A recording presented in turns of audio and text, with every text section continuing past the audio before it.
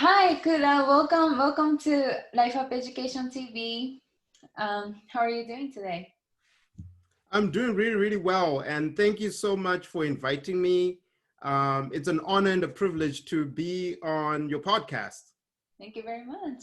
So let's jump jump right on to the questions that I have. I'm very impressed by your what you've done already so far. So let me ask you, like, can you tell me your background a little bit and also all the businesses you're working on right now? Sure.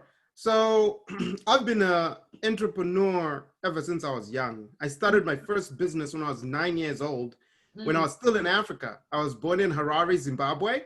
Mm-hmm. And what happened was I was actually um, going to ask my mom for uh, ice cream money. So it was a hot summer day in Zimbabwe, and I went and I asked her for $1 to buy ice cream, Mm-hmm. and she said no because I'd been naughty that day. Mm-hmm. So in my mind, I was like, hey, how can one person dictate my ice cream destiny? I mean, she had the power to decide that, because she didn't feel like she wanted to give me ice cream money, I wasn't having ice cream that day. So I wanted to change that because Right. I felt like I needed to be in control. If I wanted to have an ice cream, I should have an ice cream. Mm-hmm. So I saw that my neighbor's windows were dirty. So I took a bucket and my mother's cleaning supplies, and I went over to my neighbor and I asked if I could clean her windows. And she said, yeah. So I cleaned her windows and she gave me $5. And the next day when the ice cream truck came by, I bought my own ice cream with my own money. So that's how I got into entrepreneurship. And then when I came to America to study, I started my second business, which was a clothing line. So we made t-shirts, shorts, a whole bunch of stuff. And it was a social enterprise. And we would donate 20% of our profits to educate children in Africa. And the company has gone on to educate hundreds of children in Africa. Mm-hmm. And then when I graduated, I got hired into a big Fortune 500 company, multi-billion-dollar company. And my role within that business was to create new businesses. So think about it. That's all I did. I would think of ideas, come up with business plans, get the financing, and create businesses for this big conglomerate. I created 4 businesses while I was in that engine. One of the most successful ones was a meal delivery business. Mm-hmm. And we were able to grow it, scale it. It reached more than $20 million in revenue in less than 3 years. Wow. And so it was really quite successful. Mm-hmm. And then having been in corporate America for more than 10 years, I decided it was time for a change. I was making millions of dollars for this big conglomerate, but deep inside I was not fulfilled. So Mm-hmm. an opportunity came by to start a cookie company with a social mission. So for every cookie that was sold, meals will be donated to feed people in need. And when I started looking into the opportunity, it was really attractive because I could really apply all of the skills that I've learned in building and creating businesses, but more importantly, in making an impact. And the business idea actually came from Tony Robbins. So Tony Robbins was the very first investor in the business. So he's a business partner in this project. Wow. So I then became That's the awesome. co-founder and chief marketing officer of a cookie company called Nunbelievable. Mm-hmm. Wow, that's amazing. How did you get Tony to invest in that? That's super crazy. Well, it was actually Tony's idea, Oh, and really? they reached out to me, like Hmm. the group that was working on it. So when Tony came up with the idea, he reached out to a guy called Michael Loeb. Michael Loeb is one of the guys behind Priceline.com, super successful guy. And when Tony and Michael did the joint venture and they needed an entrepreneur Mm-hmm. who knew how to create businesses from scratch, had food experience, but also had the social mission, I ticked all those boxes. So Mm-hmm. I just received a phone call saying like, hey, Kuda, there's a project that's happening. Oh my God. You might be interested. Come check it out. So I didn't even know who was involved at first. And then when I went over and I looked at the idea, I'm like, oh, wow, this is super crazy. I like it. And I was in this big Fortune 500, really comfortable job, earning a lot of money. But I was like, you know what? It's time for me to really go out there and do something that makes a big difference. And, you know, while doing that, I also got connected to some of these influential people. That's super cool story. Well, thank you very much for sharing. Well, actually, that brought me to two different questions. One is a little bit more personal about you, and then another one is more about the topic of like courage, building up a courage. Mhm. I'm gonna go with the second one first. You said that you left this corporate job to take on to the new journey, right? Which has more to do with like creating impact, which is Mhm. amazing. But like a lot of people can't gain that courage to leave their comfortable job, right? Like what was the self-talk around that when you felt like, but you know, I'm so comfortable here. I don't know what's gonna happen if I leave this position. Like, what were you thinking at the time? And also, when you were creating all these businesses in your previous position, like were they um, mainly like a social enterprises you're working on? Yes. So I'll start off with the last question. So no, the other businesses that I created were not social enterprises. These were regular for-profit entities. Mm-hmm. But even the cookie company that we have, it's a for-profit entity, but we've just decided to use our profits in a certain way, right? We've made the commitment to say like, hey, we stand for this purpose, but it's actually a for-profit business like any other business. So I think that's a key fundamental that I just want to share.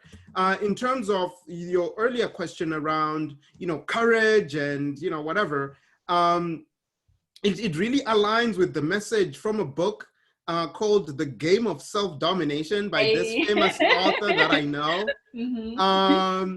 But anyway, it was really all about growth, right? One of the things I've learned in life is that you do not grow when you're in your comfort zone. And I actually did a TEDx talk about it, where I really talk about growth only comes out when you're in your comfort zone. So in life, whenever you see yourself feeling like, oh, I'm in a comfortable position right now, it Mm-hmm. actually is an indicator to show you that you're not growing. Mm-hmm. So one of the key things that really came into me deciding to leave Mm-hmm. corporate America was because I had become comfortable. Mm-hmm. And it was for me a good indication that, hey, I've I've kind of like peaked on my growth trajectory. I've been in this company for 10 years. Mm-hmm. I've learned a lot. I've done really amazing things, Mm-hmm. but do I want to be in this type of environment for the next 10 years? No. Sometimes you have to change environments in order for you to grow. Mm-hmm. So that's when I decided to leave and put myself in an uncomfortable position, because that's how growth happens, right? So Right. think about it, right? In order for you, like, let's say if you're working out, if you run the same 2 miles every single day Mm-hmm. for a year, are you going to be better? No, because you're just doing the same thing every single day. But what you're going to need to do in order for you to grow is you take yourself outside of your comfort zone to do all these things. And that's what I try to do as I'm getting into business, is to really look for things that challenge me, Mm-hmm. things that really take me outside of my comfort zone, because by doing that, I'll be able to actually dominate myself, right? It's the game of self-domination. And that's what I've been able to apply in my life. And I wrote a book about it, the S.P.E.A.R method, where I talk about how to really achieve success and fulfillment. Mm-hmm. It's really mixing in those ingredients of looking for your purpose in life, number one, but then making sure that you're doing things that take you outside of your comfort zone, because that's how you're really going to grow and achieve success. But at the same time, you achieve your purpose because you've used fulfillment as that first layer Mm-hmm. and filter to guide all of your decisions. So for me, it was making an impact to the world, Mm-hmm. and Nunbelievable gave me that. So that's why it was an easy transition to leave the corporate world to come to work on this project. Mm-hmm. I see.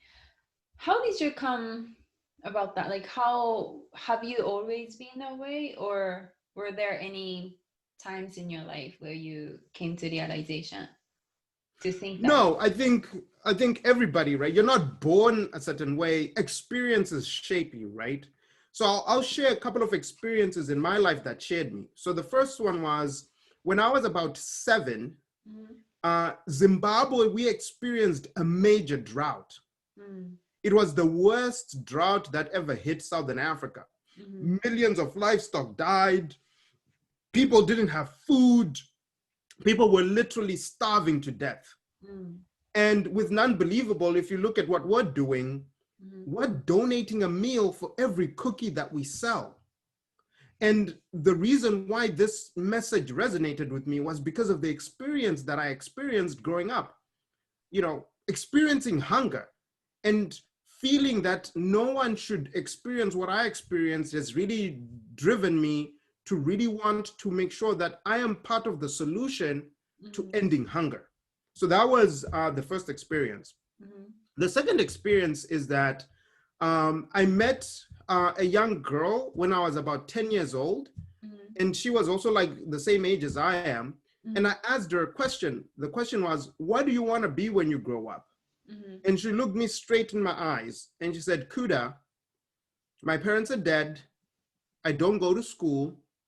I'm just waiting to die. So in that moment, I quickly realized that dreams are the fuel that enable you to achieve great things. And having that ability to dream is super important for anyone. So it became my mission in life to help people get their ability to dream back. So that's why with my other entity, This Is My Era, we have a social mission centered around education, because we've gone on the realization through that experience that when people get an education, now you can dream to become the doctor. Now you can dream to become that entrepreneur. Now you can dream to change the world in ways that if you didn't have that in education, you don't have the confidence or even the ability to dream to do these amazing things. So it's really those two experiences that really shaped my life and my career path right now. So yeah, those were kind of like two important, turning points in my life. Interesting. Like, do you believe that education is the key fundamental for someone to have the ability to dream? I think it's one of the major ingredients. I don't think it's the only thing, right? Can I tell you a story of what I usually talk about? So Sure. it comes down to my mission with Life Up Education TV. I came to the realization that there's no purpose in life. But that's not to say that I'm a macro thinker. So I tend to look at the current state of the society from the perspective of like not only now, but of like 100 years later or 100 years ago, right? Like that's a time frame I tend to look at, and that excites me more than looking at what I can achieve as individual life. And when I think about it like that, I notice there's no purpose in my life. But that's not to say that my purpose of life is to live it totally. And for me, to live it totally means I want to make contribution to the progress of humanity. That's my meaning of life. That's what I'm attaching to. And when I think of that, I think I get really excited about possibility, what human can do, what humanity can do. And possibility is association of future. And impossibility is association of history, past.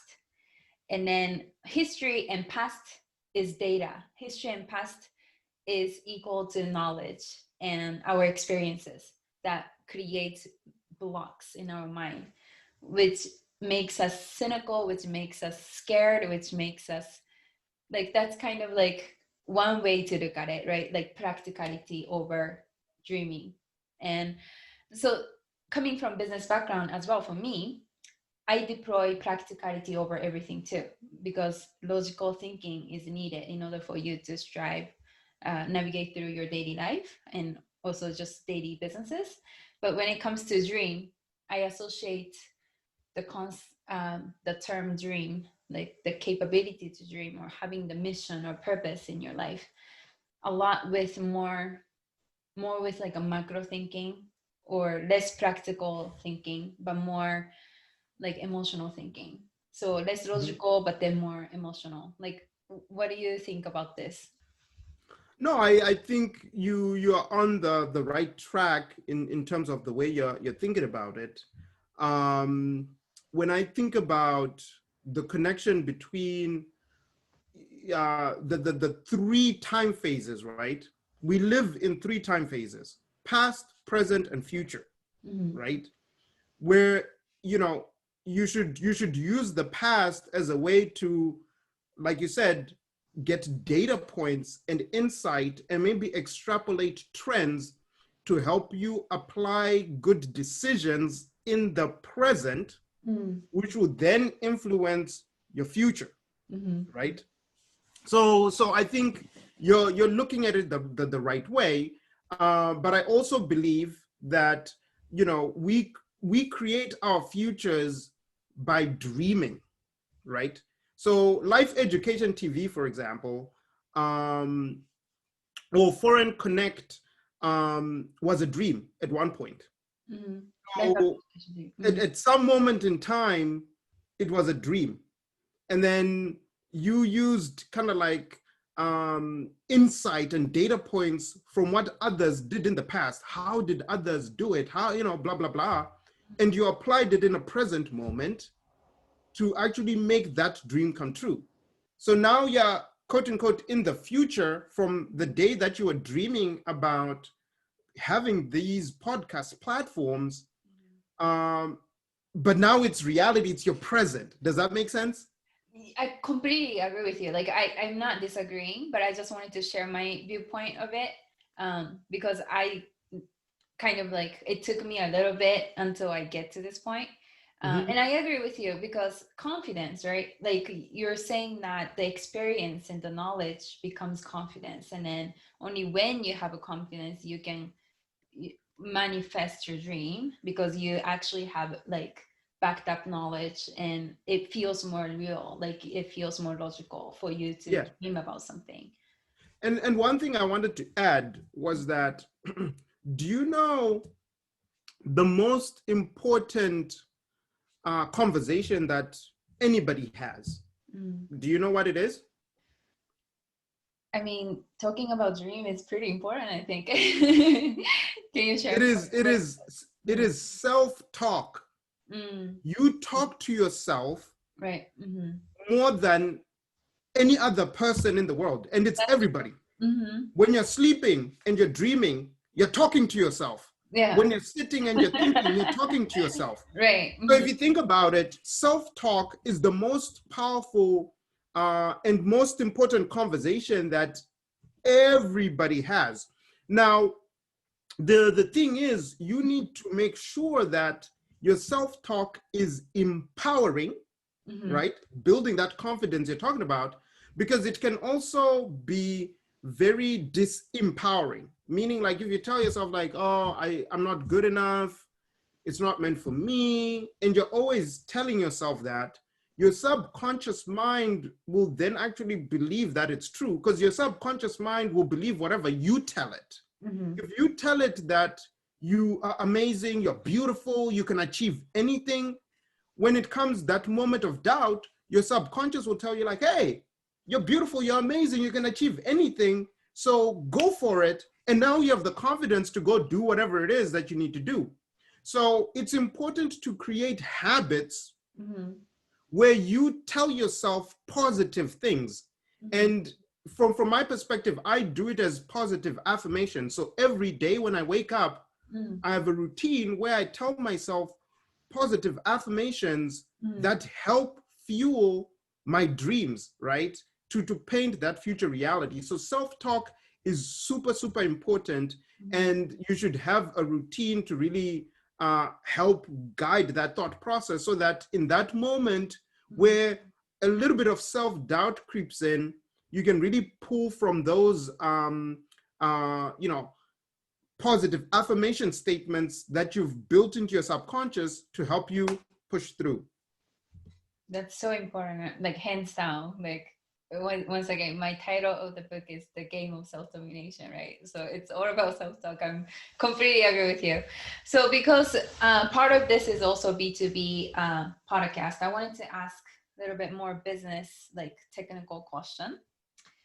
Let's talk about struggles. Let's talk about struggles that you went through specifically because you got involved in social enterprises. Like, and then you being the side of both, right? Like you have also funded many like for-profit businesses, and also you've founded for more like social businesses. Like, were there any difference? Well, there are a lot of similar things, right? Because any business has things that you need to create that are quite similar, but there are a little bit of nuances to a social enterprise. So the first one is you now have a responsibility, right? Because you're telling your customers, you're telling all stakeholders, investors, and people that, hey, we have made a commitment as a brand Mm-hmm. to make an impact. So there's that added responsibility that comes with a social enterprise, because you've committed to making a difference. So you know it's now is super imperative for us to do what we say we do, and being transparent about that. So I Mm-hmm. think that's one of the key major differences between having a for-profit business and a social mission, because now you really have to do what you say you do, because as you're building a business, you want to be transparent, you want to build that trust with your customer, with your stakeholders, with your vendors and your partners, which is super important. Mm-hmm. But you also want to actually do what you say you're going to do, because that's the reason why you were founded. So in our case, we were founded to help fight hunger. Mm-hmm. So everything that we need to do, we need to make decisions based on those filters. Like, if we do X, how does it help push and influence our agenda of making a social impact in the world? So sometimes you might actually make decisions to not pursue certain good opportunities because they're not aligned with your social mission Mm-hmm. and the purpose that you've set out to do. So which that's another key difference as well, that I'll say, and it can be a struggle in balancing the two, because your question was what are some of the struggles you face, and the struggle really is balance. Like, how do you balance um, driving the profitability agenda Yeah. with the mission? Mm-hmm. So to be able to really, like, balance the two, it's a struggle, but it's doable. And there are case studies of companies that have been able to do it with great success. Warby Parker is a good example, where they have the buy one give one model for eyewear. So you buy their eyewear, they get to donate. They've actually been able to surpass the $1 billion valuation mark. So you can actually do it with social enterprises. Tom's Shoes is another great example, as well as Bomber Socks. So the blueprint is there, Mm-hmm. and they've also faced those struggles as well, but they've been able to find and navigate their way out. So I think that would be the key struggle that I'll say, having been on both sides of the coin. It's really finding that balance where you really balance the unit economics with profitability while you're also making an impact. Interesting. Like, were the process any difference between starting up like for-profit business versus social enterprise business when it Not comes down to really in logistics? terms of formation, right? It's the same type of paperwork. It's the same, corp dev and thinking. I think the biggest difference really is the business model, right? Because now you really need to think about how are we going to price it? Because now you need to make sure as you're coming up with your pricing, Mm-hmm. you are healthy in terms of profitability, Right. while also taking into account Mm-hmm. whatever you're going to donate as part of your profits. So that's one of the key things we spent a lot of time thinking about, and it influenced the impact partners and nonprofit organizations that we work with, Mm-hmm. because they need to fit into that model. So I think that was kind of like one of the key differences in the process and really working with the right partners, and also making sure that your unit economics, make sense, are the key differences really. Mm. Can you go for higher pricing because of the mission? Like, is that how you price usually? There's research Yeah. that actually shows that, and this is US customers, so I'm not really sure how it applies globally, that US customers are willing to actually pay a premium for a brand that has a purpose. So yes, research has shown that customers are willing to pay a little bit more for brands that stand for something than just any brand. So so it's definitely possible for us to compete based on price. I see. So I have two more questions. The first one is actually, it's gonna be more personal question from now on. And what I want to ask, the first is, you shared me your background earlier, right? And there's something I wanted to ask you is, I often tell people the advantage of not having anything is not having anything, right? That's what I tell people. And what do you think about that? I think it's an interesting question, but what I would say is that when you don't have anything, it actually means that you have nothing to lose. So there's actually an advantage there, because a lot of people get stuck on, oh, I'm gonna lose this, right? And that fear of losing something can actually restrict them from doing amazing things. But if you don't have anything to lose, it only means that upward is the only way you can go. You're free. You don't have anything weighing you down or any attachments that might, let fear creep in and affect your decision-making mechanism. So I actually like that quote of having that mindset of like, hey, I don't have anything, so that's actually an advantage, meaning that you have nothing to lose. So anything that you do is going to be a win. Do you think that, like, obviously, you didn't grow up in USA, for example, right? And then also you've also experienced hunger, and you have set of experience that a lot of people who grew up in the States didn't get to experience. Do you think that definitely became your advantage? Like, was there a role? Your background. I wouldn't use the word advantage, so to say, but I think it has helped me bring diversity, a diverse way of thinking to the table. And it's a unique way of thinking that, mixed up with other people from other cultures and other experiences, you now have a very comprehensive look. So, for example, you grew up, in Japan, and your experience. So imagine you then working with someone who grew up in Africa, and someone who grew up in Europe, and someone who grew up in America. Now, having the best of all the worlds, it actually makes the team stronger. So what I can share is I do bring a unique perspective to the table. And I also do value that my perspective alone is not the best, right?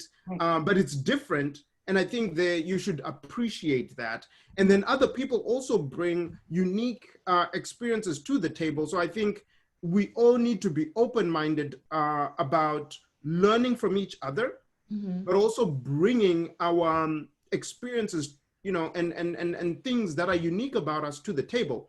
What I've found sometimes is that people who come from different cultures, and when they come to an America, like to a place like America, for example, they then tend to not want to bring those unique experiences and things that they learned that a lot of the Americans didn't get to learn, and try to fit into kind of like the American context. So what you're actually doing there is you're doing a disservice, not to just yourself, but to the entire group, because now they get to miss out on the amazing perspective that you can bring to the table. So I do believe that everybody is unique and you have something to give and contribute, and you should not be afraid to bring that uniqueness, because it's only you who can bring it. So every day you need to show up and show your uniqueness, because that's how you add flavor and value to life. And as they say, variety is the spice of life. That's right. I completely agree with you. Like the innovation only happens when you can appreciate the differences, right? And Yes. for me, I guess I phrased my question slightly wrong way. Like I didn't intend to. I guess I'm gonna rephrase my question a little bit. And with what you said is amazing, right? I just wanted to slightly change my angle of the question. So when I said about advantage, right? Like not having anything is Mm-hmm. actually your advantage. We touched on like you have nothing to lose, right? Like that's a courage, that's an edge that you can gain from that state. But I want to talk about mental strengths, right? Like, do you think that not having anything allows you to be stronger, or look at things from more like grounded and then perspective of gratitude? Like, do you believe that? Can you I like believe it's all down to the person, okay. right? Mm-hmm. Um, Not all people who have nothing, you know, get to build that mental strength. Some people, it actually defeats them, because now they feel less confident and they feel like they're nothing, and it eats into their self-esteem and self-worth. I Mm-hmm. think it all comes down to the person, because there are some people who have it all, but they're miserable. They're miserable billionaires out there, miserable millionaires. Right. But there are also some people who are poor, but because of their mindset, they see things differently. So I think it all comes down to the individual and to the self-talk. Remember what we were talking about earlier around the story you're telling yourself, Mm-hmm. right? So if you tell yourself a good story, regardless of your external materialistic realities, right? Mm-hmm. Um, you then, you know, shape whatever you feel, right? And these are just belief systems. So I really think it comes down to the belief system. Where do you come from? A glass half empty or glass half full type of belief system? Because you can put the same two people in the same environment, same circumstance, but they can have totally different experiences. Mm-hmm. Someone might feel like, oh my God, this place sucks. Or someone will be like, oh my God, this is the best place ever. You can just go to a party Mm-hmm. and same music, same people, same environment, and someone is on their phone and they want to leave. They're not enjoying and experiencing the environment, and someone is having the time of their life. So Mm-hmm. it really all comes down to the person, and what they think about it. Let's talk about blaming, self-blaming, right? And actually, you said something that triggered me a little bit earlier. Um, you said, when you are running like social enterprise, you need a balance between profitability and then like social purpose, right? Mm-hmm. And like this is something that I even have struggled before at personal level, like not even at the business level. In life, like sometimes you just feel like you want to give people, but then you also have your own need, right? That you want to meet. And then I think it comes back to my ultimate purpose and mission in my life, which connected to Life Up Education TV, is I want to create a state of abundance rather than scarcity, like in short, right? And when I want to do that, I have to lead by example. I want to give people, regardless of like whatever I have, right? Mm-hmm. And when I fail to do it, for example, I go into this loop of like, blaming myself and just, and do you have any insight around it? Like, have you ever experienced anything like that where you felt almost kind of like guilty of not being able to give something to someone? So I have. You have, okay. Share me. A lot of Let me times. know. Okay. How did your So mm,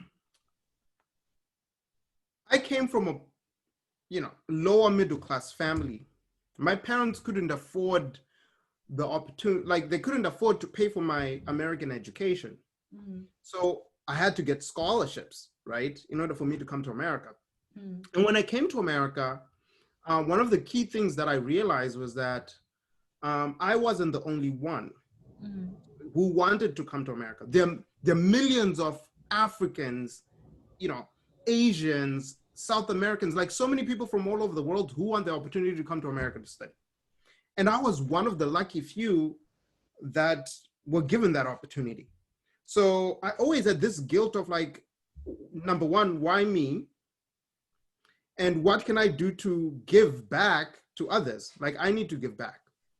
And I felt like when I wasn't giving back, I was being quote unquote selfish. I'm not helping people. But I learned something. And I actually learned this as I was um, going through the pilot training, because I went to study aviation as well when I was in college.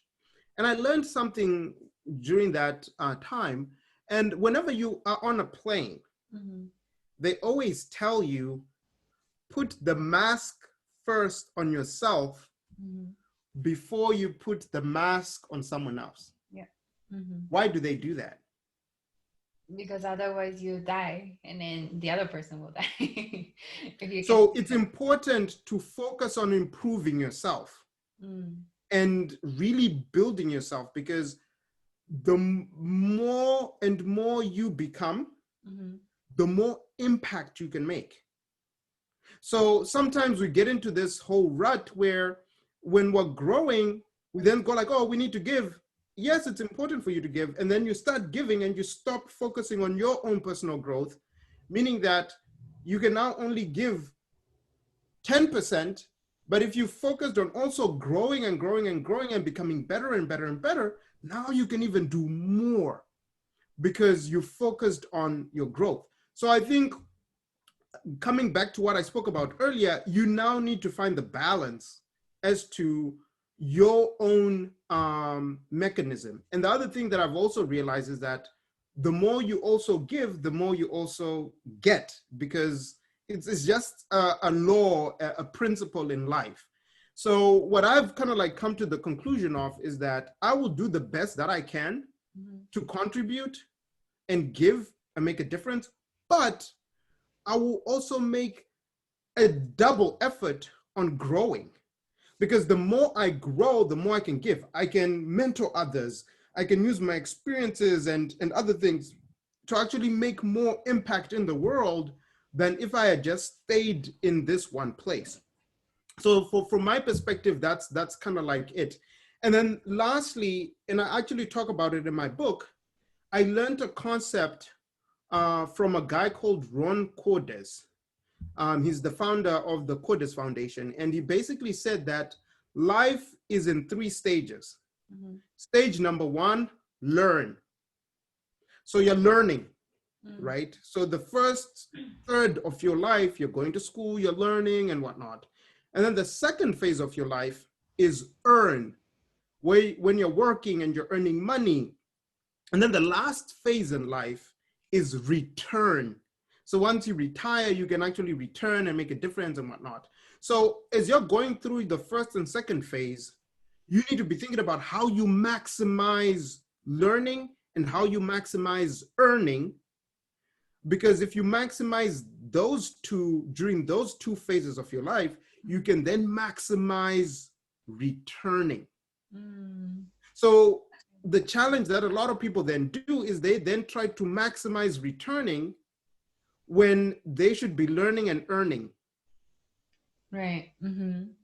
So now you just really need to think about how you balance that, and you have an understanding of your phases in life. Because if let's say you're going to live up until you're 80, yes, you shouldn't wait until you're 80 to start giving back, right?